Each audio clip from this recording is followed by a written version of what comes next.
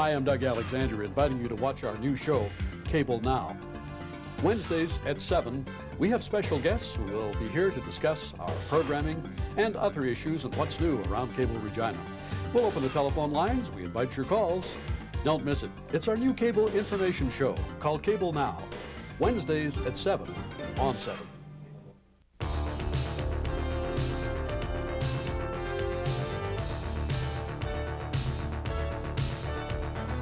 Hi, I'm John Lynch, and I'd like to invite you to join me on In the Huddle with the Saskatchewan Roughriders this Thursday, April 13th at 8 p.m. here on Channel 7.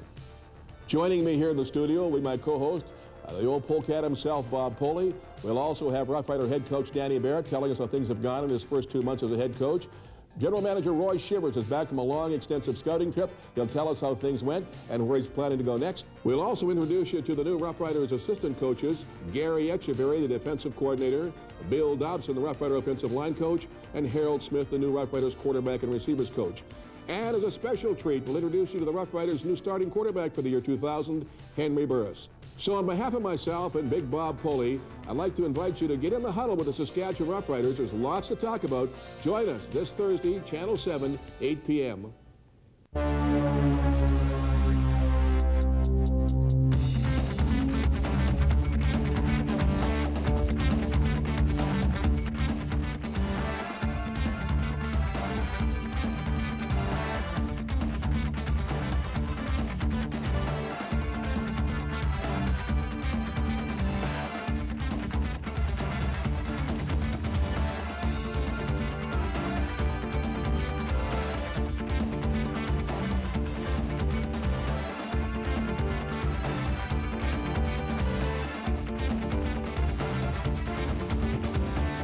In Gear is brought to you in part by Boston Pizza, come and get it all, the Regina Automobile Dealers Association, and Kings Park Speedway, we're kicking asphalt.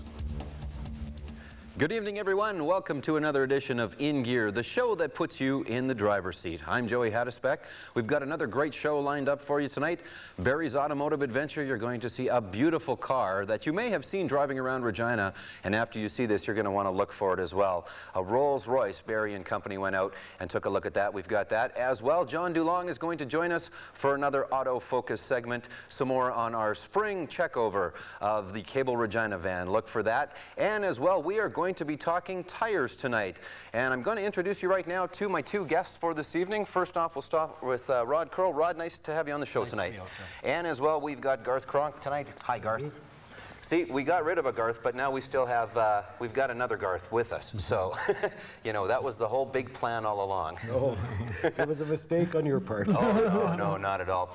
For those that maybe didn't get a chance to see the show last week, Garth Stone is unfortunately no longer with us on a full-time basis. We're going to try and have Garth back as often as we can. He's going to be doing some of the test drives for us, and we may have him back every once in a while. And we'll dedicate this one to Garth tonight. I don't know if he's watching or not, but a couple other things quick we'll just do. We are going to be going to Boston Pizza with the Ray Street location tonight after the show around 10:30. You can join myself and our guests tonight and come and talk tires and come and talk racing or cars in general. And we'll be taking your calls a little later on as well. But gentlemen, let's get into it.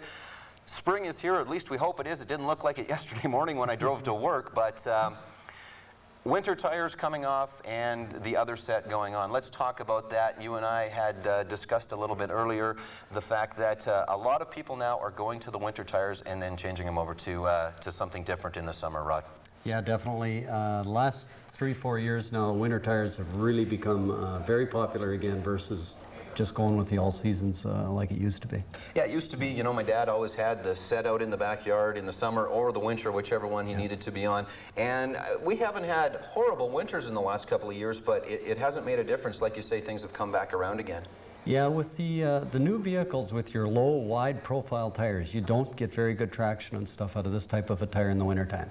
And that's one of the reasons that the winter tires have really come back. So I got to take my racing tires off in the winter is what you're saying? Yeah, that would be the best. All right, fine.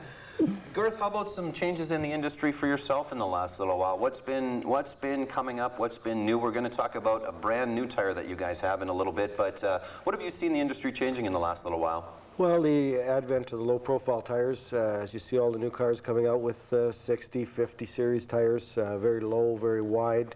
That's been the major change. I guess if you look at the industry as a whole, we're actually getting back to where we were before. Back in the old days, you'd have a 20-inch rim on an old Model T. Well, now the Porsches have a 20-inch rim. So I guess maybe what goes around comes around. That's made up the major change in the tire business.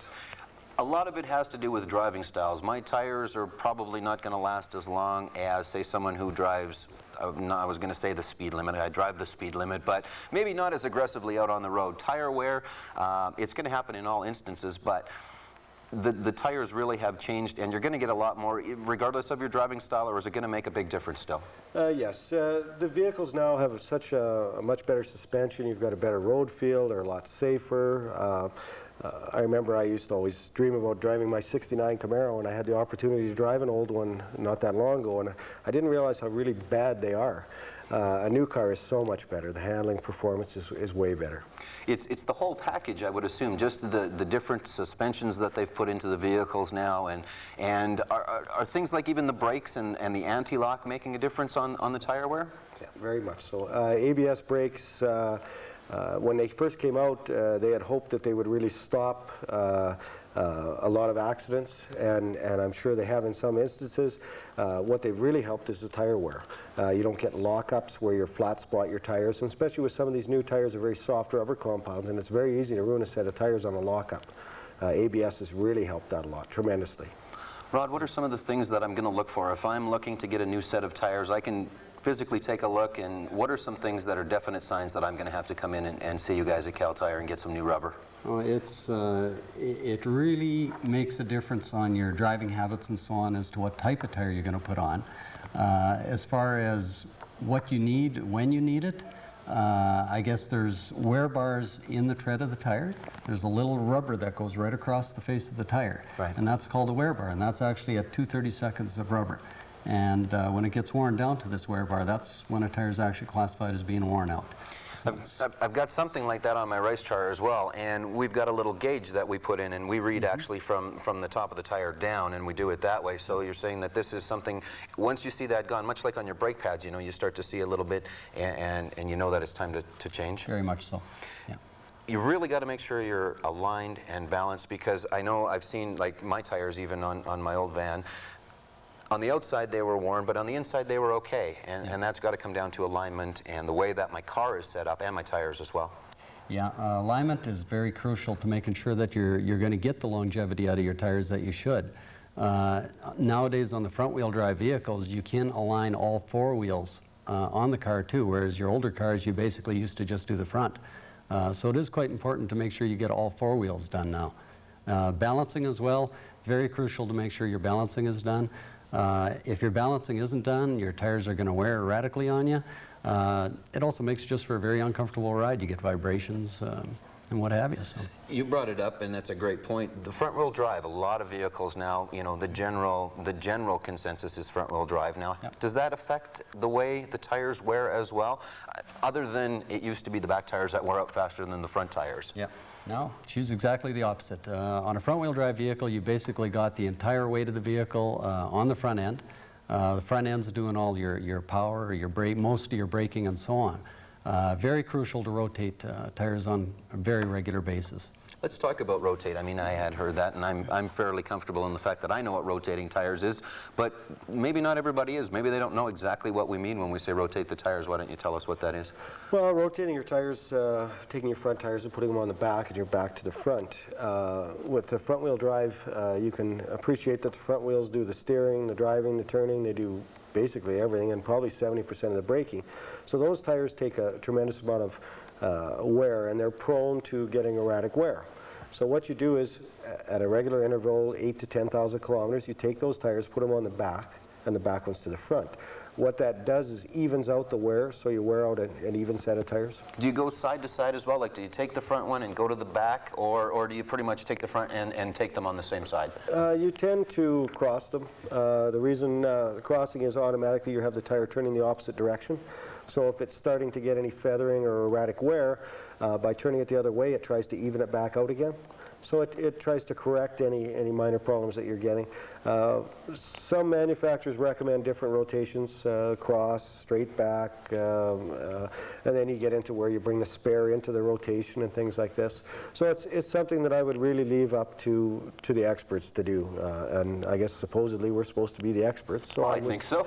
I know you can change a mean McCreary race tire. Garth, I need tires changed. I need tires changed. You had mentioned the fifth tire. Very important to have a spare, obviously, you know, and you see a lot of the compacts. I remember there's that one commercial now where the two guys are staring in the trunk and they don't know what's back there, and it's the full-size spare. But you really want to make sure that tire, obviously, that's your lifesaver. You got to make sure that one's okay. Yeah, the other problem that we're finding is whenever a car comes into our shop, we check all the air pressures, including the spare. And I would say probably 9 times out of 10 that spare is low. Most of them are those temporary spares that you can't use into a rotation, but they're supposed to be at 60 pounds of air. Now, can you picture a tire that's supposed to be at 60 and you check it on a gauge, it's got 30 in it. This is a considerably smaller tire and it has to have 60 pounds of air in so it can hold your vehicle safely. So it is very important that those are kept up to proper air pressures. How often, Rod, should we rotate? How often should we balance? Is it something that, like a spring-fall thing? Well, the average person drives from 20 to 25,000 kilometers a year. Rotations, you should do around the 10,000 kilometer mark. So spring, fall, that would be coming very close to when you should be doing it. Balancing never hurts to check it, but balancing will usually give you indications when your balancing is out. The car will start to vibrate on you and make funny noises when the tires start to wear a little erratic and what have you. So. We had talked also a little bit about pressures. Pressure is ultimately important, not just for wear, but for fuel mileage. And, you know, when we're paying 73.9 or whatever it is today, you got to make sure the pressures are equal and to the proper pressure as well. I mean, they can all be 20, but that's wrong. You want to have them at what they're set for. Correct. On the side of your tire, it normally tells you the maximum air inflation of what you can have in that tire. You don't necessarily want to have that in your vehicle, though. What should be in the vehicle, there's usually a little decal on your driver's door, and that's what should be in the vehicle. I've got that little decal. I went to set the tires on my girlfriend's Avenger, and it's a little more performance, so you know I wanted to get it to drive nicely. And that's the thing. It also had different levels. If you're going to be driving aggressive, set it at this. If you're going to be driving on the highway, set it at this. You really should look for that, and if you don't have that, owner's manual I think may have that as well sometimes. Yeah, the owner manual has it. Also, sometimes load carrying will also vary the amount of air pressure you have in your tires. So. For example, if you've got a truck and you're towing something, that's going to make a difference too. Do you want to set it front to back a little bit for towing purposes? Yes. There again, your owner's manual will stipulate what the air pressure should be and so on. We've got so many different types of tires to talk about tonight as well. And Kelly, why don't we start with the very first one? Kelly, our very capable cameraman. And Garth, I don't know, do you want to talk about this first tire once we get it up on screen and you see which one it is?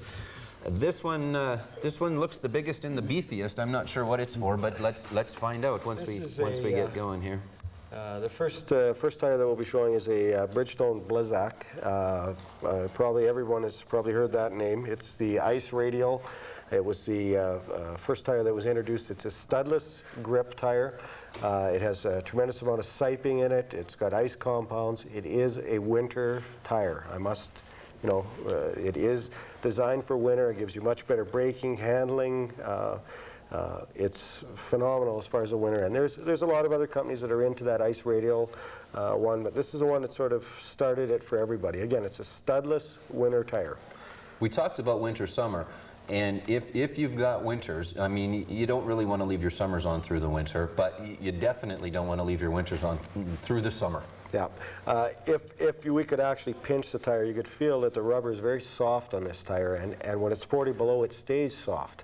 So ice, think of when they're curling and they pebble the rink. The ice on the road is like that. It's got little pebbles. Well, this tire is able to grab the pebbles, and that's where it gives us its traction for turning and braking. I was in to see you one time as well, and you had showed me just the tread on the top as well. They've got the smaller lines in there, and that just helps to grip not just for a straight-on stop, but for a side slide as well. We had talked about that. What has Bridgestone done to stop that side slide? Well, the rubber compounds they've gone to in this particular tire, and if you look at the new tires that they're coming up with now, they're going to directional tires. The next tire that we'll be looking at is the NRW here, which is an actual 4-season tire. It's a tire that's designed to be run all year round. The tread design on it is directional. Now, by having it directional, think of it as when you're learning how to ski and you're snow plowing. Right. When you're snow plowing, you have that, your skis are sort of pointing in that direction, sort of a V. It gives you a lot more directional stability, and that's what they've gone to now, is this directional designs to give you more side resistance. Okay, we're going to come back to the tires as well, because I want to talk about the rims, and we'll go back to that in a little bit. But let's talk about the fact that it's so important to make sure that you've got the right set for your car as well. Trucks are going to have a totally different tire than an import car, a smaller car, a performance car. Absolutely. Trucks, they're designed to carry loads and 4x4s with the big tires and what have you. So trucks are going to have a lot heavier ply tire on them. The sidewalls are going to be thicker and heavier and what have you from a car. There again with the cars, you got to make sure you got the right tire on them. A lot of the cars now are coming out with speed rated tires.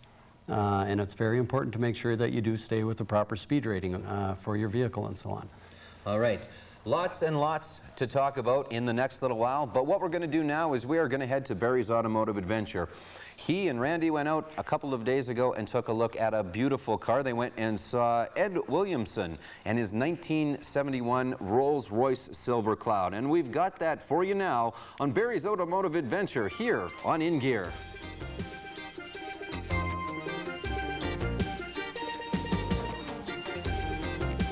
And welcome to another edition of Barry's Automotive Adventures. Well, here I am sitting in the lap of luxury, so to speak. A lap of luxury with some hockey history.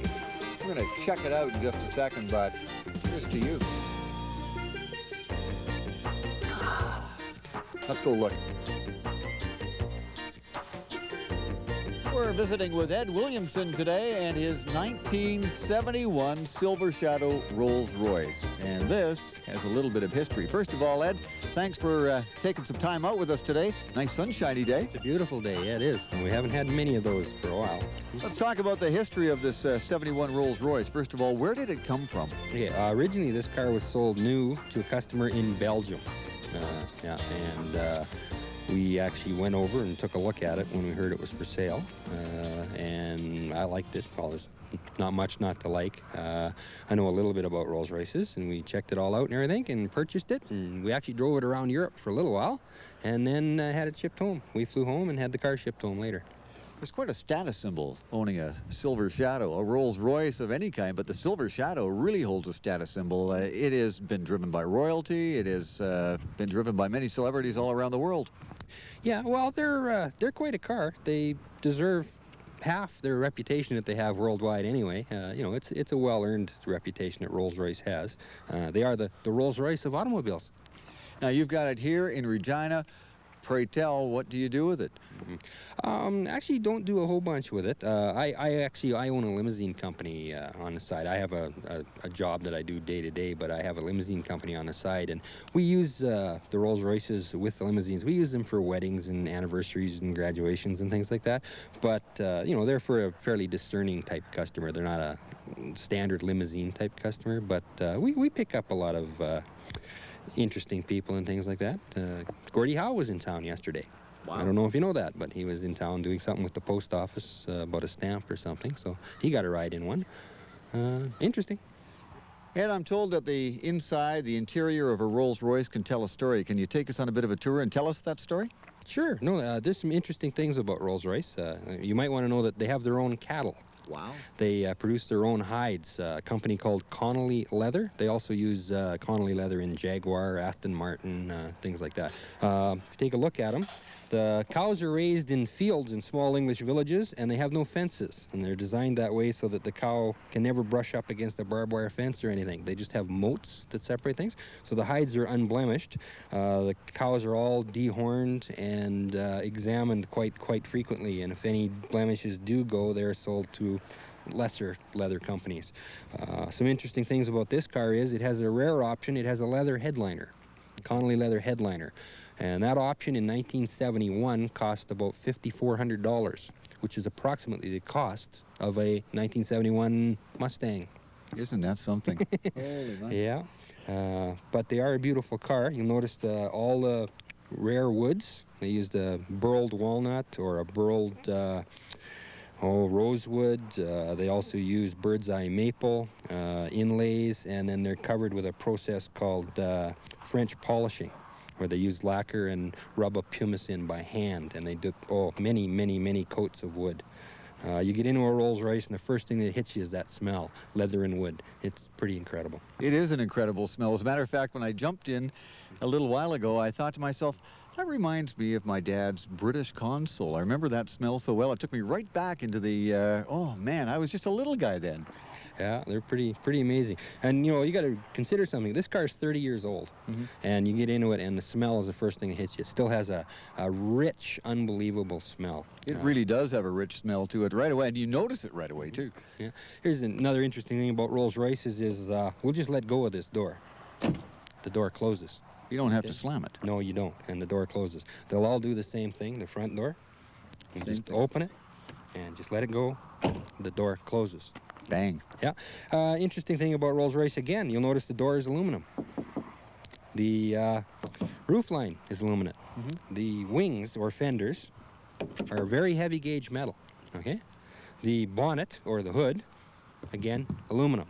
So you've got a complex combination of metals here, and they don't get along. Aluminum touching steel produces an electrolysis oxidation process. So the painting process and the gasketing process and everything is very complicated on a Rolls-Royce. But the aluminum helps keep the weight down on the unsprung areas, which is important because you have to realize something. This isn't that big of a car. It's designed for those narrow little English roads and streets. But this car weighs over 3 tons. My goodness. Oh. Yeah. Yeah, with a full tank of gas, which is considerable. At today's wonderful prices, it's $100 to fill the tank on this car. That's a huge tank. Yeah, it is. It's about 28 imperial gallons. And as I said, at today's prices, that's $100. So, yeah, and it doesn't go all that far, unfortunately. Okay, so that begs asking the question, what kind of mileage?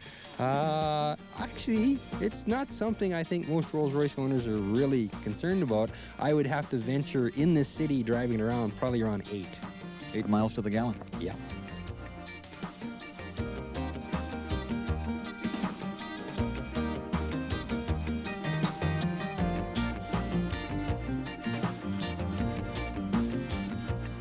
Okay, Ed, let's take a look under the bonnet.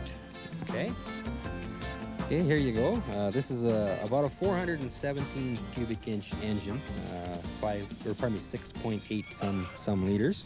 It has two two-barrel SU Bell carburetors. Okay. It is an aluminum block with aluminum heads. It has stainless steel cylinder sleeves pressed into the block, which can each be replaced if you had a catastrophic failure of one cylinder, which has not happened. Thank goodness. Yes. These engines are about $10,000 Canadian to rebuild the engine. They use an awful lot of aircraft technology. Rolls-Royce, as you know, or may not know, makes the world's best aircraft engines as well. They have a tremendous history and involvement in the aircraft industry. The car has, as I said, aluminum block, aluminum heads, stainless steel cylinder sleeves, forged aluminum pistons, and titanium alloy connecting rods. Again, the standards and specifications on these engines are pretty incredible. What some car manufacturers consider a specification between, let's say, 10 thousandths and 14 thousandths of an inch would be standard and normal. Right. Rolls-Royce, if it approached those standards, they would say, oh, this one's past what we need to rebuild it or replace it. So incredible tight specifications. They use component parts from other companies. For example, you'll see the air conditioning compressor is actually a Frigidaire. Right. But it isn't just a standard Frigidaire air conditioning compressor. It's built by Rolls-Royce to their specifications under license from Frigidaire. The same with the alternator would be a Delco, standard GM Delco alternator, but it's built by Rolls-Royce to their specifications and totally different than a normal Delco alternator. The suspension system on this car is one of the incredible things about Shadow series Rolls-Royces. It's run with accumulators. Okay. And it works on a very high pressure. The engine, driving a pump, develops about 4,000 psi hydraulic pressure, okay, which runs the braking system and the suspension system. The suspension is semi-active. Now, we're talking a car that's 30 years old. Right. But if you were to enter a long sweeping curve and the car started to tilt to one side, the suspension would recognize that, activate a pump, and the car would level. Now, again, it takes a time to do this. It's not like the modern active cars. But again, as I said, you got to remember, this is 30-year-old technology. That's incredible technology from 30 years ago. Yep. There's many things. For example, the rear window. You know, people talk about rear window defoggers. Well, I have a 1960 Rolls-Royce, and this car has the exact same thing. Embedded between two panes of glass in the rear window is a very fine, almost invisible mesh of sterling silver wire, which is electronically heated. The rear window will completely defog very quickly. And again, as I said, the wires are almost invisible. I don't know if you'd even be able to see them on camera. And it works almost instantaneously. And again, this is 30-year-old technology, and we have a car that's 50 years old that has the same technology. Obviously, you're a big fan of Rolls-Royce. When did this fascination with this car start? Well, I was born in England. I came to this country with my parents at a fairly early age, and my first cars, I was influenced probably by my dad and my early upbringing seeing British cars. My first cars were little British sports cars. I had Austin Healey's and MG's and Triumphs and things like that. And then I graduated to a Jaguar, and then I bought my first Rolls-Royce I ever bought was a Bentley, actually, which is very similar. And then I got my first Rolls-Royce, was a 1939 Wraith limousine, which I bought and used in my little part-time business.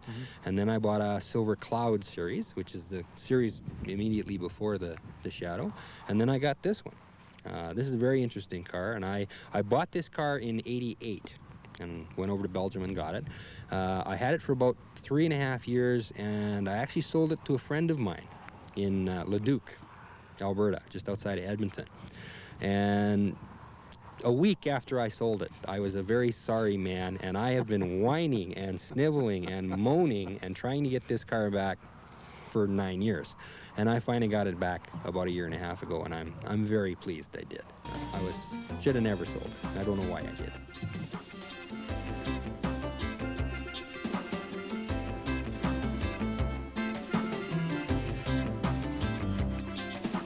Ed, the hood ornament on a Rolls-Royce is very distinctive. Yeah, it's probably the most famous hood ornament in the world. It's instantly recognizable all over the world. The actual name of it is the Spirit of Ecstasy. And it was originally a sculptor from English sculptor by the name of Charles Sykes. And up until 1960, each and every one was hand-signed by the sculptor, made under license from Charles Sykes, and had a serial number.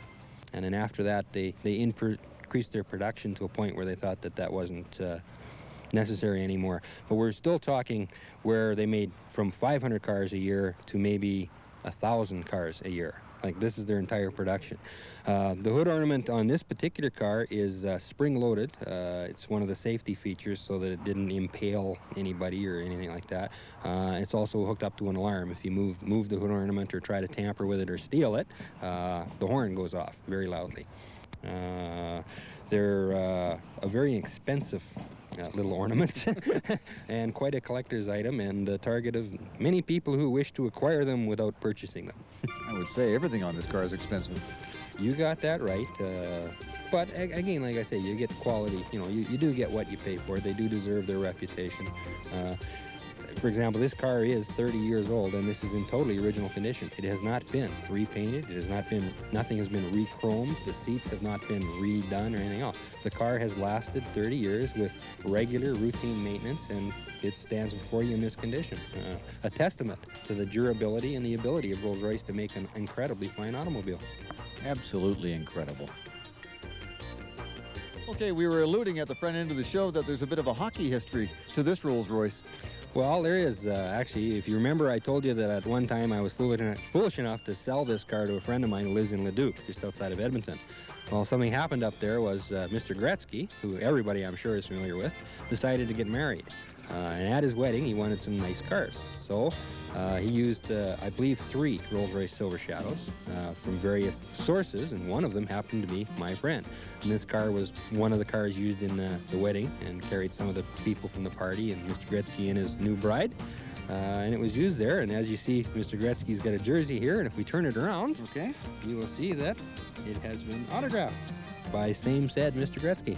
So that's the Canadian history hockey connection with this car, which is kind of incredible. And when you realize that, as I said, there's very few of these in the entire world, and here's one that has a bit of interesting connection to Canadian historical figure. From Belgium to what almost amounts to be a royal wedding in Canada. Ah, yes. Yeah, you've got it there. It was quite the wedding. There's pictures of it. Everybody knows about that one. Ed, thank you very, very much for allowing us to take the tour of the Rolls-Royce and getting the history on it. It's really quite an incredible vehicle.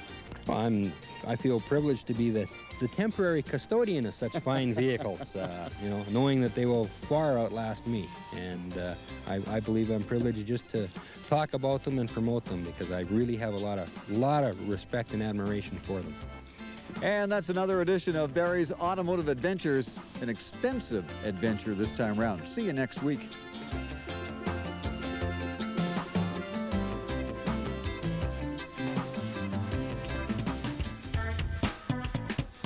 Did you know Henry Ford's first motorized vehicle wasn't a car at all? In fact, it was a gas-powered bicycle, and it was so noisy, it was condemned by the police as a nuisance. It's a fact. In Auto World News this evening, Daimler Chrysler introduces laser night vision. In the ongoing worldwide quest to make night driving safer, General Motors got tons of publicity last year when they announced that they would be putting night vision on their 2000 Cadillac DeVilles. In fact, they got enough publicity that many consumers might have thought that they were the only company that was going to be starting this. However, Daimler Chrysler is also hard at work, and they've just shown prototypes that may seriously overshadow GM's work. As well, gas prices, of course, we know are way up there, and Ford is looking at bringing an 80-mile-per-gallon car to the market in 2003. Honda and Toyota both have significant head starts in the marketing of their hybrid cars. However, it doesn't appear that Ford is that far behind. They plan to have something on sale in the U.S. market in the year 2003. Like the Japanese entries, it will be a hybrid electric. However, it will be a hybrid with a diesel engine to gain that 80 miles per gallon. Couple of racing notes. NASCAR 2000 has been quite unkind to the Petty Enterprises division. They have suffered yet another tragic blow Wednesday when Lee Petty, of course, the elder statesman of the organization, passed away. Lee was one of the finest drivers that ever sat in a race car, said Junie Dunleavy of NASCAR Winston Cup fame. Was a very tough competitor, and it was an honor to know him. As well, 9 years ago, an incredible feat took place in NASCAR in the Winston Cup Series. 7 different drivers visited victory lane in the first 7 races. Pretty much a mirror this year, including the last win by Dale Earnhardt Jr. at the race in Texas on the weekend. While 2 of the 3 car makes competing in NASCAR's Winston Cup Series underwent severe body changes this year for the 2000 series, the Monte Carlo and the Taurus, they have picked up 2 of the wins each, and as well Pontiac has picked up 3. So some interesting news in the NASCAR world.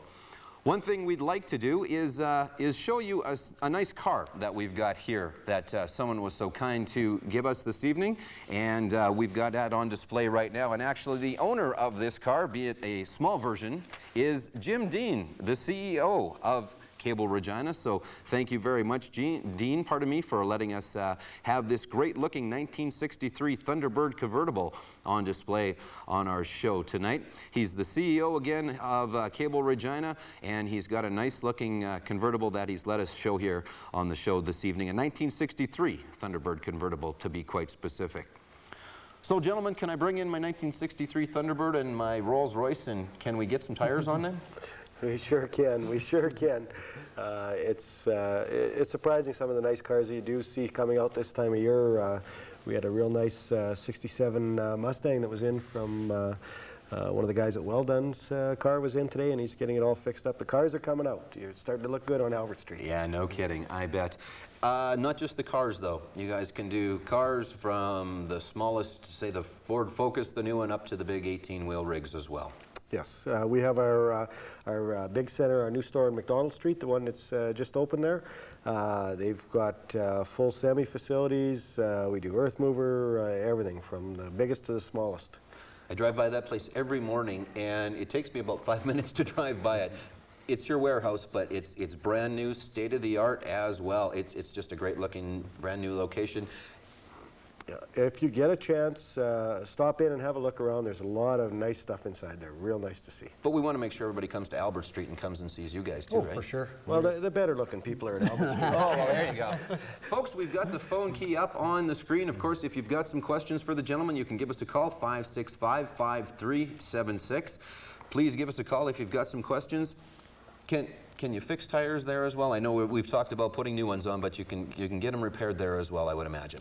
Yeah, very much so. We're very fussy as the way we repair tires. We use a plug patch combination. It's the only proper way to repair them.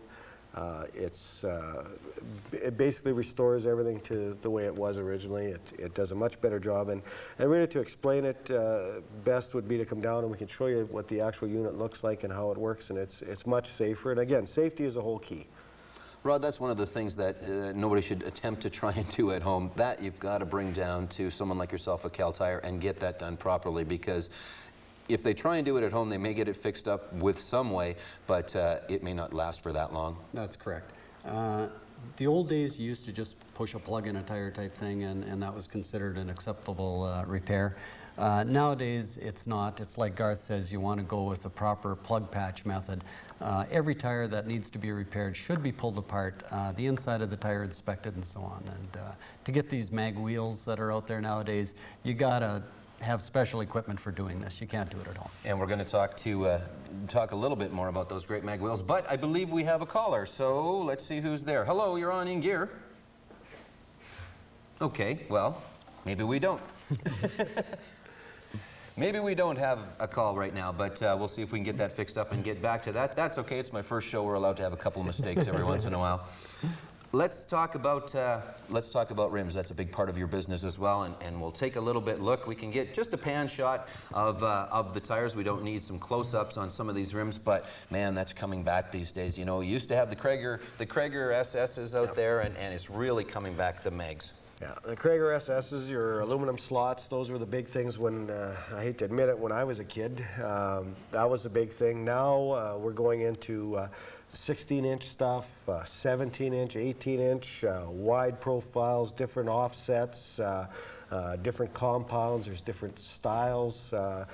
There's just a myriad of different things. We actually have a computer down at the shop where we can probably put your car onto the computer and throw wheels on it so you can actually look at it with the wheels on it, so you get a better idea.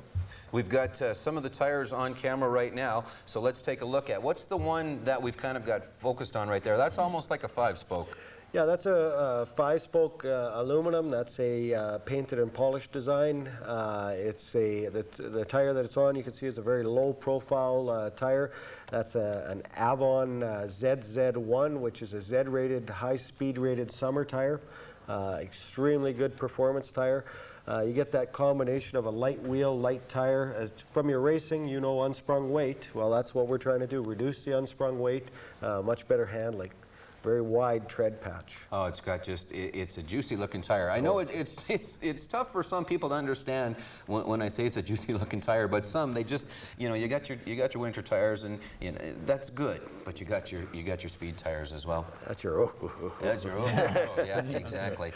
All right, I don't know if we've got the phones going yet, so we're going to ask the folks on the line to hang on. We're going to try and get to you as soon as we can, but let's talk a little bit about mounting tires. Now, people can do that, I guess, if they've got some problems at home. It's something that, again, maybe put it on, but bring it down. I wouldn't. If you're talking putting your spare on, fine, that's one. But as far as when it comes to mounting tires, when I think of mounting, I think of breaking them down and putting the tire onto the rim. Again, it's best left to someone who knows what they're doing. You have to use the right type of mounting compound. If you use the wrong material, the tire will actually slip on the rim. It won't seat properly. You can do damage to the bead areas. These are not something that, you know, you can appreciate. Some of these rims are, you know, $200–300 in some cases, and to damage the finish of your wheel isn't worth it, really. To be safe, come down and do it. Yeah, exactly. Rod, what are we looking at for lifespan of some of the new tires out there now? Again, we've said it over and over, but driving style is going to play a part in it, but how long should the tires last? Oh, that's a very broad question, because the tires nowadays, you have all-season tires that'll wear anywhere from 50,000 kilometers to 6 years unlimited mileage is some of the warranties that are out there on these tires. Speed-rated tires, of course, when you get up into your higher speed-rated tires, V and Z-rated tires, they don't last near as long. They wear out quicker, but they're designed for performance. They're going to stick to the road for you. We've got one more tire, and maybe we can get a shot. Did we do that final one? I don't think we got a chance to get over there. So as we move around, we've got one more, and again, all of the tires we've got on display tonight are for specific purposes, and you really want to make sure you've got the right tires on your vehicle, and the right size as well. Size is a huge difference, and a lot of people don't know there's 14s, 15s, and we're talking height, and we're talking width as well. Yeah, there's a tremendous amount of variances. This particular tire is what we class as a touring tire. It's a lower profile, again, probably for the person who does a lot of highway driving. They're looking for a tire that gives you a smooth, comfortable ride, as well as some of the performance aspects. Again, it's a tire designed for a specific category of vehicle. The wheel is actually aluminum wheel that's been chromed. You can see the finish on it is just really tremendous. And again, that's a 16-inch, so we're getting into a fairly substantially larger rim than we're usually accustomed to. What's the largest width of tire that you guys handle on a regular basis? I know I've got like 9-inch racing tires, and there's 10-inch racing tires, but and that's the width. That's the part that's hitting the pavement. I saw Viper a couple of weeks ago. I was down at 777, and they had one in there, and I don't know what were on there, but they were huge. Yeah. We just had a gentleman in the other day put some 17-inch on his Daytona. Twin turbo Daytona. They were 17. They would be about 11 inches wide. So they'll give your slicks a run. All right. Some great tires out there on the market these days. We're going to get to that a little bit later on. But what we're going to do now is we're going to head to Automotive Focus. And what we started last week with John Dulong was a bit of a spring maintenance. And we're going to continue with part 2 of that on Auto Focus here on In Gear.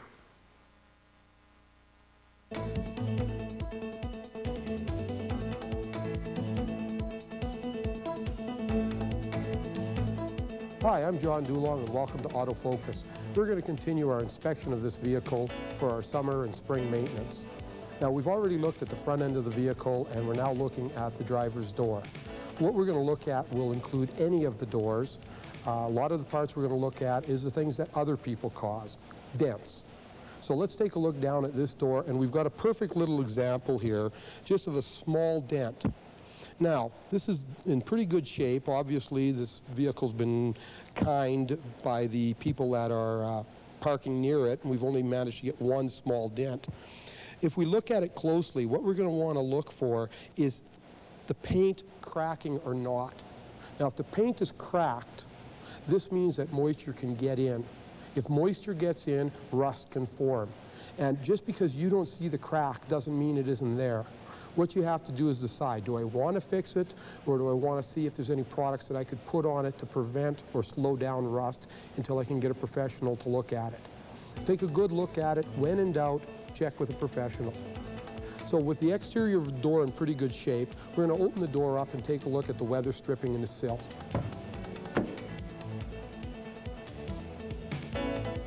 With the door open, we can start by inspecting the weather stripping. Now, all cars have quite a lot of weather stripping, both on the door and on the frame. The important portions are the sealing edges. And this weather stripping I have here is showing a nice minor problem. If you can get a good look in here, we've got a crack forming in the outer skin of the weather stripping. This is the start of a crack that may cause a wind leak or a water leak at a later date. Now, the important thing is not only that the fact that this is cracked, but what caused it to crack. So you want to inspect the surface of the door to make sure there's nothing sharp. For all we know, something could have been folded over, maybe a bit of ice could have caused the problem. If the weather stripping itself is very hard and flattened, there are some great products out on the market that will allow the weather stripping to rejuvenate it. It works very well, usually takes a few hours. Check with some of your auto glamorizing departments at some of the auto parts stores or even some of the car restorers. As we move down the weather stripping, this area right here, from about the seat level up to about shoulder height, is usually the worst area of weather stripping other than along the floor sill. What happens is people get in and out of the vehicle and they rub against it. So you want to make sure that it's secure. This one's in excellent shape.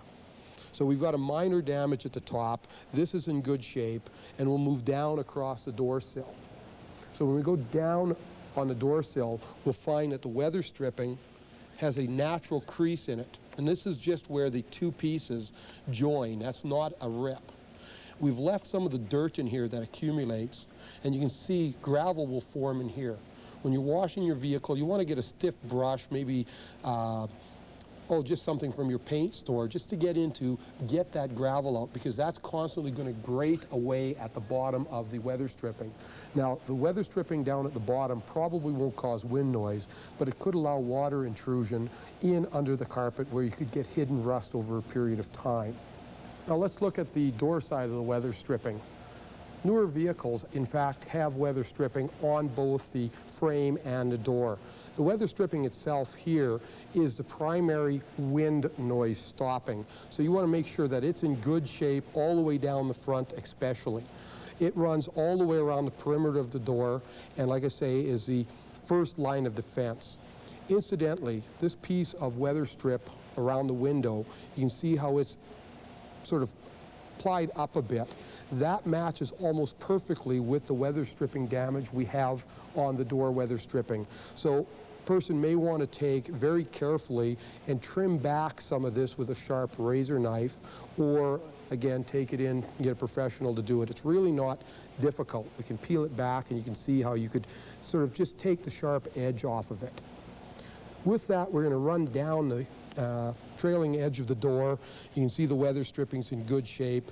These little holes are in fact there to allow the weather stripping to compress. If they weren't there, the door wouldn't close properly. So we follow our way down here, and when we get to the bottom of the door, you'll notice that the weather stripping continues under and is in pretty good shape. I just want to point out these holes down here, and these allow any moisture that come in through the top of the door when the window's open to drain out. You notice they're below the weather stripping. It's a very important area to inspect for rust or any clogging of dirt building up in here, because that'll allow moisture to sit in and will cause rust to form. Very important area to have looked at if you're taking the vehicle in for any type of rust proofing. And they run right along the bottom of the door. From this angle, we can get a better look at the hinge. We'll look at a proper hinge out of the vehicle in a second. I wanted to point out the area around the door sill, and the same area you would be able to see if you got inside and looked at the door. What we're looking for is cracks forming from stress. A lot of times the driver's door and sometimes the passenger door will be thrown open a little hard. Maybe the wind will catch it, and you'll see stress fractures forming. This can be fairly serious as the door won't seal properly. So what you want to do is inspect both the upper and the lower hinge and get a mirror and a flashlight and look as best as you can at it. If you see any cracks forming or you notice that the door doesn't fit as good or wobbles a bit, then you're going to want to take it into a good body shop. This is not something that most people can repair themselves. It involves removing the door and doing some proper plating and welding. One last item before we move on, and that's lubrication of the door hinges and the latch mechanism. I'm just going to show you the latch mechanism and you'll be able to see what I'm talking about. I'm using just a generic white lithium grease in a spray can. I find that it works quite well. Shake it up good, and we just want to spray a little bit in on the moving portions. We don't want to overload it. All we're going to do is cause a lot of dirt to form. So we'll just spray a little bit in here, and that should be all we really need. Wipe up the excess that you might have gotten a little overspray on, and then close the door a couple times just to make sure it's distributed. We can also do this with the door hinges. It's easy to see which parts are going to move. It's not much different than a door in your house. A little bit of that 2 or 3 times a year will keep the squeaks and rattles down and allow the hinge to last a long time. Rear doors come in many configurations. We have the hatchback as we've got here. We have types that open as a regular door. We have the tailgate style. We have hatchbacks that actually have a window that opens. So there's a variety of styles. They all have the same thing. They have hinges and they have weather stripping just like the rest of the doors on a car. So the first thing we want to look at is, does the door latch securely? And what we're looking at is there's no play. It's good and secure. It's not making any noise. Then we can grab the release lever and it should be smooth and firm, allowing the door to open. Now this is an important part. As the door is opening, you notice it's going up on its own. That indicates that our struts are in good condition. The struts are these gas-filled devices that allow the door to stay up. And anybody who's owned one of these vehicles where a strut was damaged or no longer functional knows how much fun it is to try and prop a broomstick up to get something out of here. So we want to make sure these are in good shape. There's no sign of any damage or leakage. These are in excellent shape. There's a lot of pressure here holding the door up, and that's what we want to see. Weather stripping, not much different than the driver's door. Everything looks pretty good on this. We do have one point, and that's just above my head. And that's this little mechanism here. We have a latch, just like the driver's door here, but this little unit is designed to help center the door. And what we want to do with that is the same thing as we did with the driver's door. A little bit of white lithium grease inside the slider, maybe a little out here, a little bit on the latch mechanism, and even a little on this little bumper that's sitting here. If you've ever had a door on your van that squeaked and rattled, most of the squeaking would be because of lack of lubrication in these areas. Sometimes it might be an adjustment. This one probably all we have to do is a little bit of lubrication. So now if the rest of the door is in good shape, we can take the door and try to close it. We should have some resistance as we bring it down. And after we pass the center mark, we should be able to close it without having to slam it. And we can see this door is in excellent shape. Everything's fine here. We'll move over to everybody's fun door, the sliding door. Now, on the last door, most vans have a sliding door on the side. These doors are used quite a bit, probably the second most used door next to the driver's door. First thing you want to do is give it a good shake, make sure that it's secure, same as we did with the back door. Then we want to grab the latch and open it. We want to make sure that it opens smoothly and that we don't feel any sticking as the door opens up until it reaches its detent. You should have been able to see that little sort of drop. That's normal. Once the door is open, we can inspect the upper track, and that's this little track that sits up in here. And if we go back, you can see a bit of grease left over from the last lubrication. There's also one down on the bottom of the door and on the outside at the back, and that one's usually right outside. The lower one sits down under here, and it's quite well hidden. And the reason for that is we don't want people's toes getting caught in it. You can see part of the roller mechanism coming around here. We've got a couple unusual features on this sliding door that I want to point out. The first is the lineup tab at the top and then one further down at the bottom of the door. These are to help hold the door in its proper alignment when it closes and may cause some squeaking or rattling if they're not lubricated and adjusted properly. A little bit of a Dories type or a harder lubricant would be better than lithium grease, so you don't get anybody dirty getting in and out of the vehicle. The last point are these buttons. Now, we've got a set of buttons on this side here that are stationary, and I'll just move over to the other side and we'll see the matching contacts. And what we've got is 4 buttons here, and you can see they're spring-loaded. These allow an electrical contact from one side of the door to the door frame. If you have power door locks, lights, cigarette lighter, etc. in the door, it's important that these be clean and functioning properly. So on the door itself, we want to make sure they move good, and we also want to make sure the tip is clean. And we can just use a bit of emery cloth just to lightly polish that. We don't want to get in to a point where we're actually removing material. We just want to remove any corrosion. We can see this better at the frame side of the contacts. So we look over here, we'll see on this pad, we've got 4 buttons, and you can see a small dark patch. This one looks like it's been cleaned up a bit already. The contact patch would be the dark spot. What you want is a good clean connection there. And steel wool or emery cloth would work quite fine just to clean it up. You may want to put a light coating of a grease on there, but it's really not necessary. Just keep an eye on it. If the door locks don't seem to function properly, first thing to check is here and on the door. Well, I hope I've given you some good advice on maintenance of the exterior of your vehicle. Remember, anything that happens on a door can also happen on a fender. All these things are interchangeable.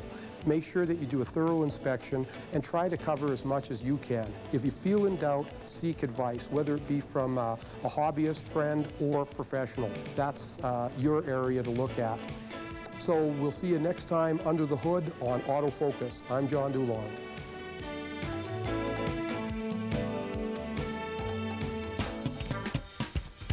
Did you know? Unlike most others, the name Cadillac is not named after a car designer at all. The car brand is named after Antoine de la Motte Cadillac, the man who founded Detroit. It's a fact.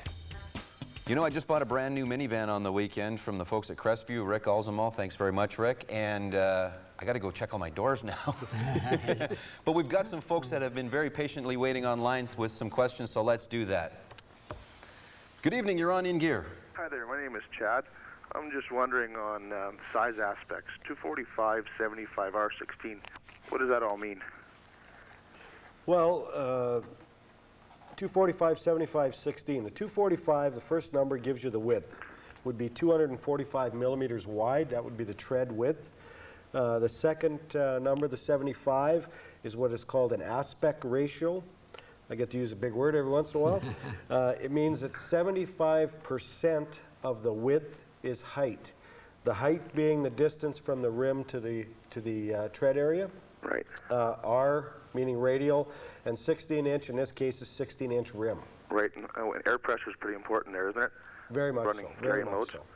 Air pressure is very critical. Again, my best recommendation is check your on your door, on your vehicle. They give you air pressures, or your owner's manual, or we have manuals at the shop that we can tell what kind of air pressure to run. That is very critical. Great. That's all I need, guys. Thanks a lot. Thank you. Thanks, Chad. Thanks for watching. Bye.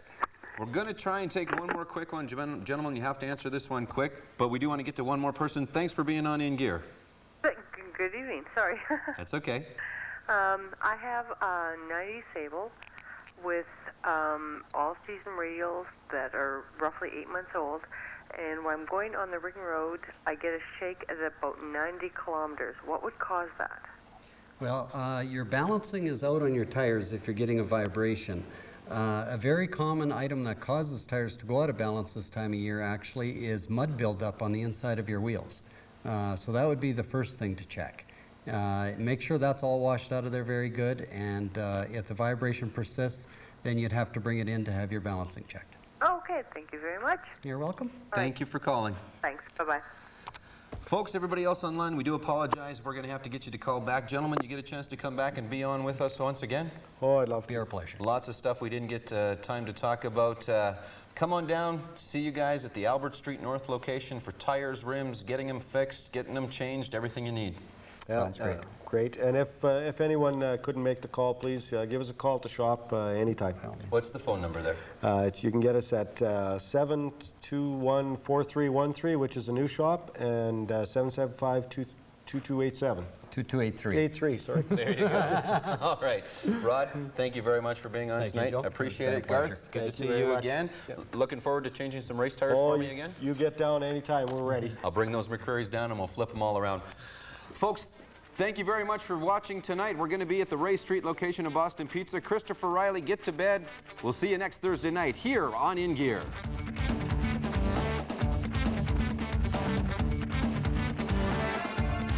In Gear is brought to you in part by Boston Pizza. Come and get it all. The Regina Automobile Dealers Association. And Kings Park Speedway. We're kicking asphalt.